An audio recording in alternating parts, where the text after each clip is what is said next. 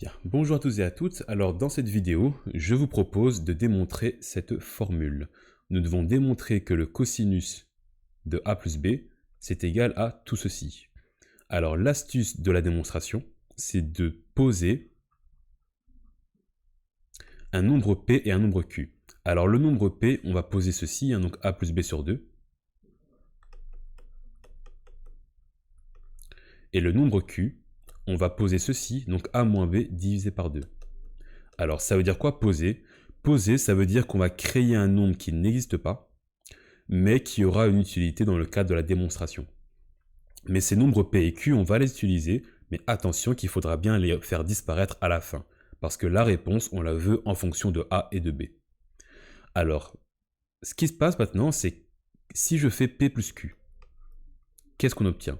Alors si je fais p plus q, j'ai a plus b plus a moins b, donc ça fait 2a divisé par 2. 2a divisé par 2, ça me fait a. De la même manière, si je fais p moins q, j'obtiens un nombre b, le nombre b. Du coup, je peux venir injecter ces nouvelles valeurs que j'ai calculées pour a et b. Je peux venir les injecter ici dans ma formule de départ. Donc je peux mettre ici a, je peux le dire que c'est égal à p plus q, et b, je peux l'égaler à p moins q. Alors faisons cela. Cos a plus cos b est égal à cos de p plus q plus cos de p moins q. Alors à présent, je peux appliquer ma formule. On a vu la formule qui permet de développer des cos.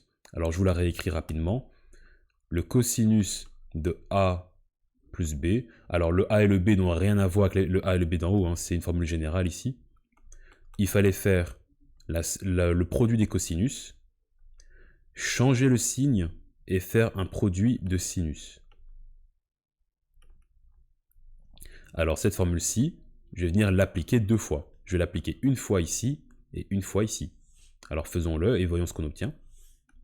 Donc ici, cos de p plus q, ça me fait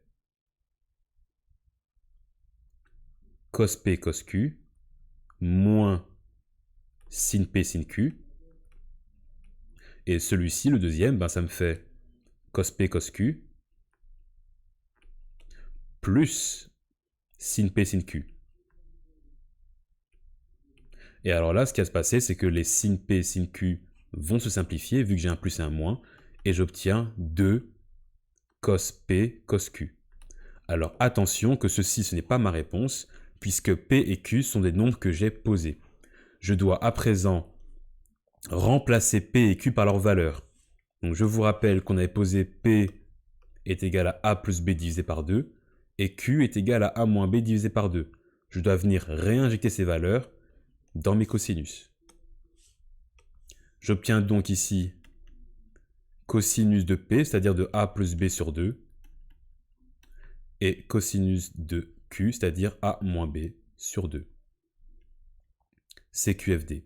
Alors à nouveau, je n'ai fait ici qu'un seul exemple, il faut savoir tous les redémontrer pour l'examen. Si c'est avec un sinus de a plus un sinus de b, c'est exactement le même concept. Donc la démarche reste exactement la même.